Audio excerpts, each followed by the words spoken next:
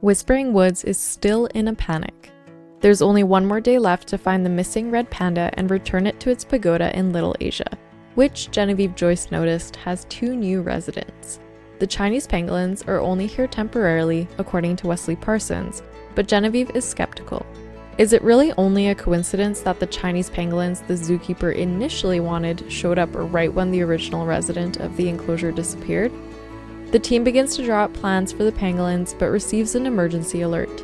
Orchid City Zoo has been decimated by a hurricane, leaving many animals without a home, including these 2 Binturongs.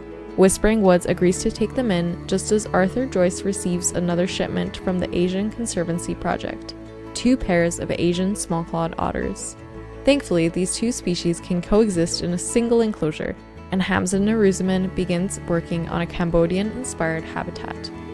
There's some good news in all of this, in that it looks like Imogen Chen will make a full recovery by Christmas. And just in time too, since Sabina Maharjan and Feng Li Wei are planning to visit the haven when Little Asia is complete. Scrambling to get everything together before all of these international connections pay a visit, Genevieve Joyce isn't feeling so good. Welcome back to Whispering Woods Wildlife Haven. Hey everyone, Sparrow here. I hope you're ready for an action-packed, fact-filled episode because today's video is a long one.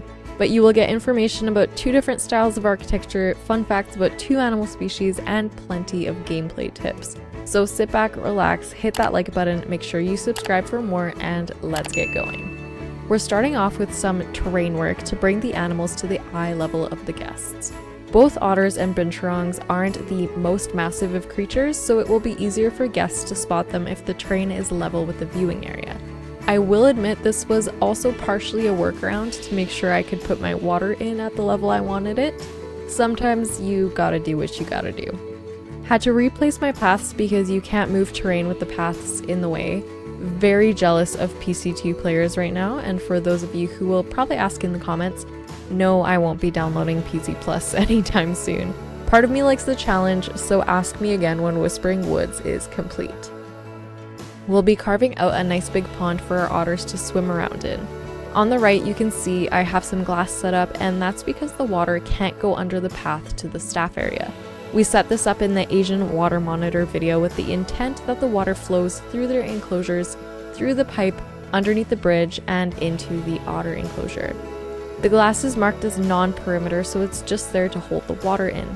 I did get lucky this time around and had almost no issues with lowering the glass to the level of the water so I could hide it from view. After quickly outlining the enclosure, which will definitely be changing later anyways, it's time to add some rocks to our water feature. Lots of them. We're going for a more natural feel with this enclosure, though I would like to try my hand at more man-made water features in the future. I've been watching a lot of other Planet Zoo videos, which you've probably seen me in the comments of other videos quite frequently, and I'm part of quite a few Discord servers in the community as well. And one thing I've noticed in beginner builds specifically is the lack of rocks. If there's one thing I wish I knew when I started playing, it's that rocks can make or break an enclosure. They are such an important part of the habitat and often passed over because they're everywhere. But if you can incorporate rocks, biome rocks, aquatic rocks, a mix, whatever you're feeling like, I guarantee your enclosure will feel much more alive.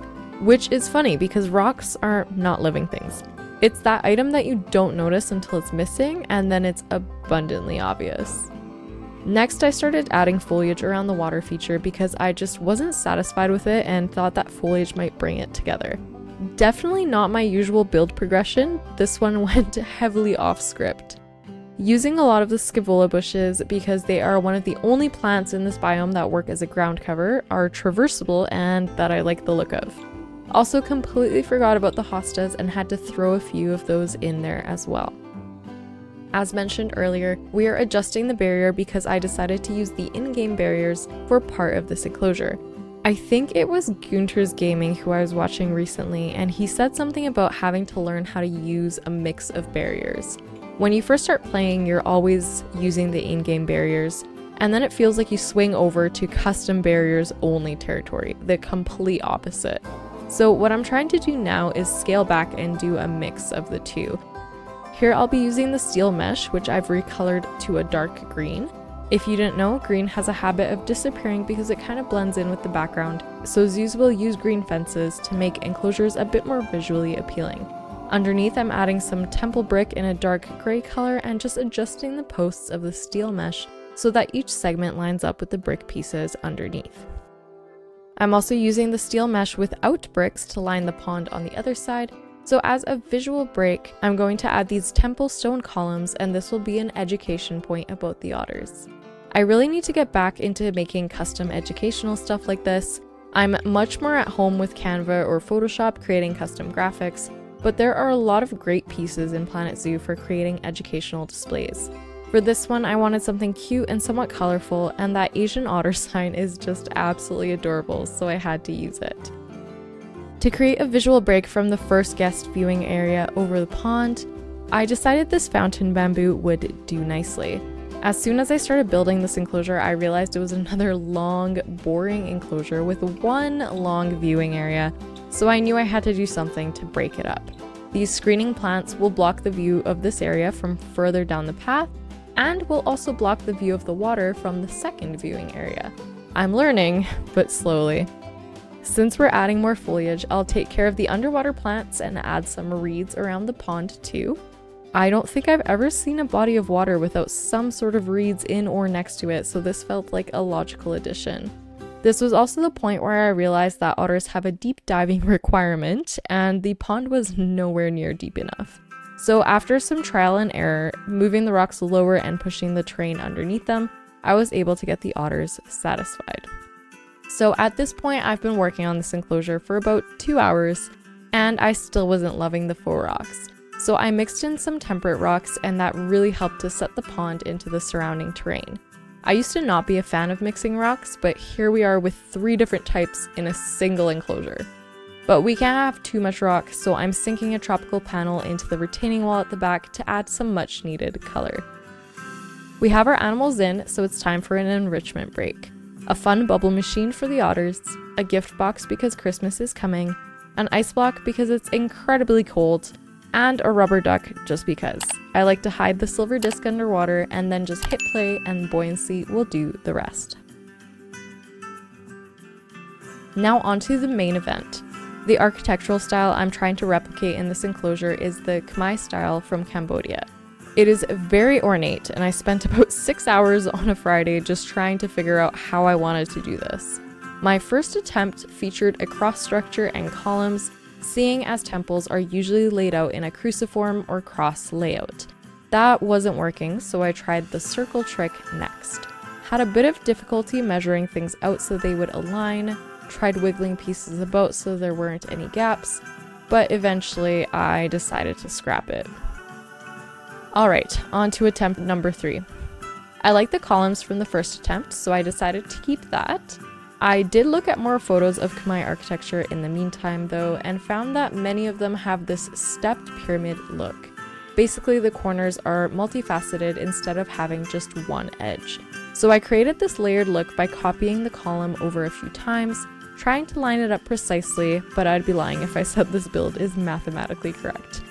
I definitely ended up eyeballing a lot of it because I was just so fed up at one point. But this attempt was working so far, so we'll keep going with a viewing window at the front.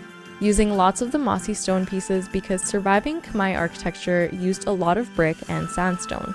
What I mean by that is stone and brick buildings last much longer than structures made from wood, for example. Throughout history, it has been quite common for religious structures to be made of stone and non-religious buildings to be made of wood, so it makes sense that we have a much better understanding of religious architecture in the present day than of any other style. The Angkor period, during which many of these temples would have been built, lasted from the 8th to the 15th century, which is quite a while ago, certainly long enough for wood to rot and fall apart. Khmer architecture has several defining features, and the first one you're seeing right now.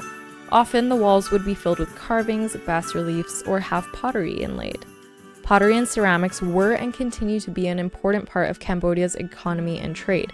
In fact, the first glazed ceramics made in Southeast Asia were associated with Khmer rulers, which might explain their frequent appearance in this architectural style.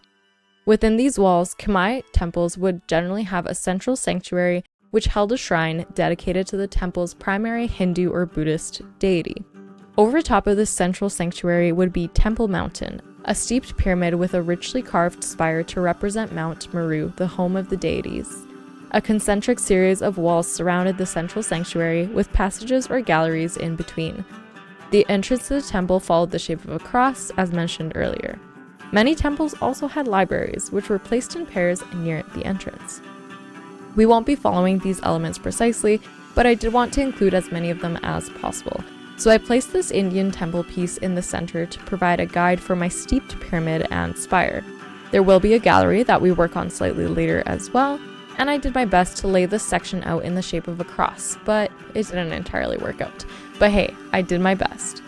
This is where we start hitting some snags. I realized I had no idea how to create this steeped pyramid, so here is attempt number 4, where the sloped edges of the mossy stone weren't quite the look I was going for. On to attempt number 5. Going back to that iteration of the base, like the columns on the previous level, but that also wasn't the vision I had in mind. Alright, attempt number 6. This one was promising, with a more ornately carved piece on each side, slowly getting smaller towards the top of the pyramid. There were some good ideas here, but I wasn't entirely sold on the sloped cornice pieces, and decided that they ultimately didn't work for what I wanted. So here we are, attempt number 7. I'll be keeping that central carved piece with columns on either side. I love the mossy stone pieces. They create so much depth because of the detailing that's already on them. The pieces that I ended up going with are the blocks, both thick and thin, the column base and the column topper, the cornice flipped on its side, and the flower and swirl ornaments. Most used piece, for sure the column topper, just flipped this way and that, so keep watching to see how that comes together. At this point, you might be wondering, why are you showing us all of these attempts? Why not just show us the good copy, the stuff that ends up working, and just get to the final product? I think it's really important to be transparent about the creative process. It's easy to look at someone's work and think, I wish I could do that, or they're so much better than I am. But the thing is, getting to a place where you're happy with your work takes time. Sometimes it takes tears. I definitely cried over this build. And other times it takes building something and tearing it all down to start over. Or only tearing down part of it and building on the base you're happy with. And like I said earlier, this single building took me nearly 6 hours before I was content. All I will say is putting in the effort is worth it.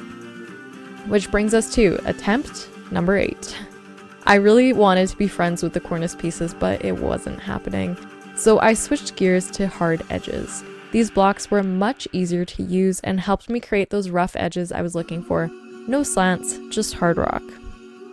As we get towards the top of Temple Mountain, it's a series of the same steps over and over, always using the column toppers, offsetting inwards from the last corner, and working my way around the spire, getting smaller and smaller with each layer. This was a nice process because I was so glad I was nearly done with this build. I was chatting with some friends in Discord during, and at one point we all agreed that I was being way too perfectionistic about this.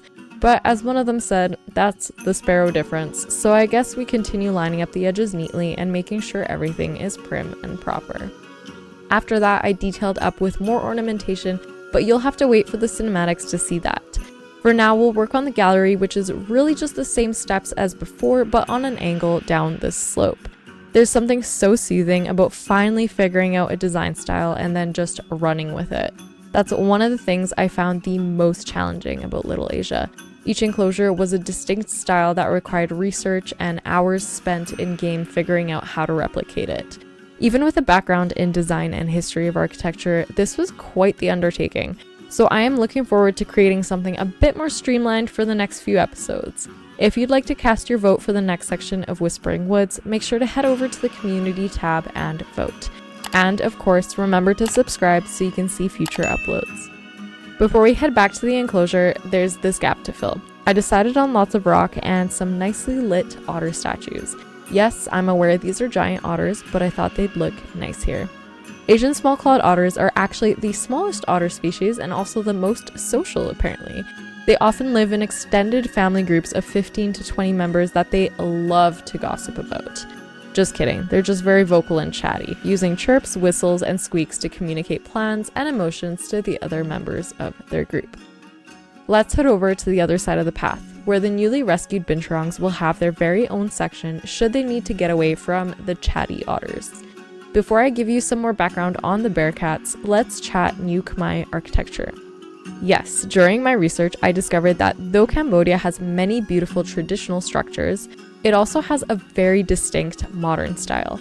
Starting in 1953, the year of Cambodia's independence, architects of the movement began combining traditional Cambodian elements with modern design. This building is very much influenced by the university in Phnom Penh. I'm so sorry, I probably butchered that. For this building, I kept the temple brick on the bottom as a base and then created plaster walls recolored to a sandstone hue.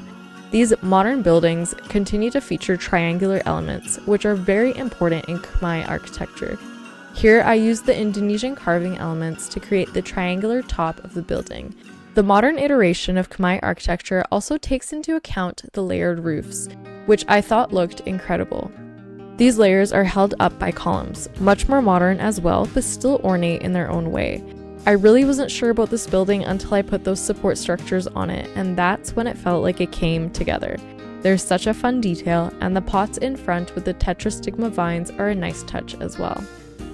Now onto the adjoining Binturong enclosure. I am so excited to share this design with you. I've been cooking it up for quite a while. Still a bit of trial and error, not sure where my head was at this week, but I promise it comes together very nicely. Lots of marquee beams, lots of mesh, and we'll put a tower up in the corner so they have lots of climbing space. While I work on that, let's talk about the Binturongs. As you probably heard in the intro, Whispering Woods is rescuing a pair of Binturongs from Orchid City Zoo, which was unfortunately hit by a hurricane. Well, not actually. But YouTube creator Kingpin had his zoo console file stop working, so he created a story to explain why Orchid City Zoo was gone and asked his followers if they wanted to adopt any of the animals housed there. With its conservation mission, Whispering Woods of course jumped at the chance. We regretfully heard about the catastrophe later than most, but are happy to announce that arrangements have been made to transport the Binturongs to our facilities in the United Kingdom. And they're both here, Bonbon and Popcorn, affectionately named after the scent they produce when urinating. But hey, if you're one of 2 known animals that can digest the outer covering of fig seeds, I guess that's allowed. Another fun fact, baby Binturongs are called binlets, and that's the cutest thing I've heard all week. Back to the build. To allow the Binturongs to cross over to the tower, I'm using climbable logs from the Habitat tab. You can kind of see the Binturong floating above the climbing beams while I'm working on the net underneath.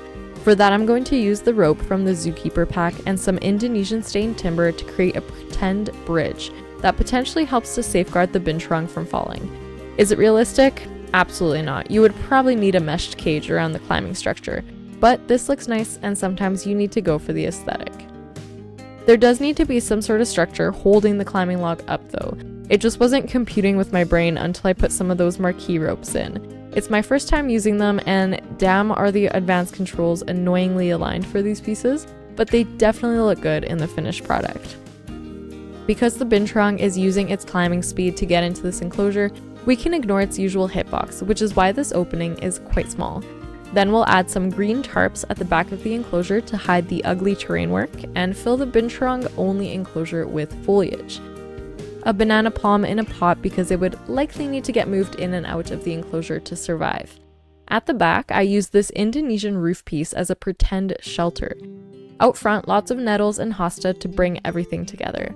We'll also need some educational signage. Thankfully, this education stand we built in the Palace Cat episode is really putting in the work. Education has been suffering at Whispering Woods, so we'll include an educational speaker in our Khmer temple, which are recolorable by the way. It took me forever to figure that out. Another speaker in our educational display for the otters. And the finishing touch, a Binturong sign on the Binturong tower. Time to explore.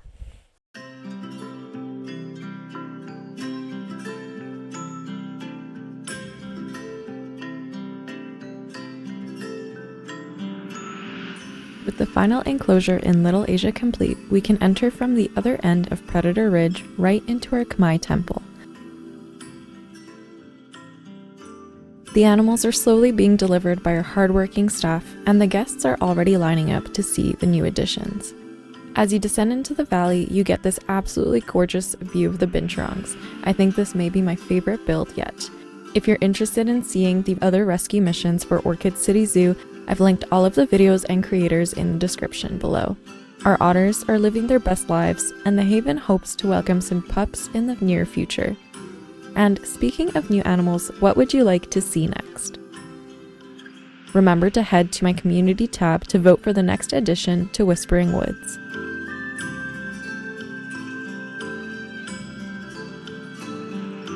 Though not everything is perfect, Genevieve is satisfied with the new section of the Haven and also happy to have so many great new contacts from around the world. Let me know your favorite part of Little Asia in the comments. And while not every video can have a happy ending, seeing as the red panda is still missing, hold on. Guess it's time to move the pangolins out and the red panda back in. With this weight off her shoulders, Genevieve is feeling much better about her international visitors, and the Haven can begin its preparations for the holidays. Thanks for hanging out with me today. I hope you come back for the official tour of Little Asia, so I will see you next time. Bye.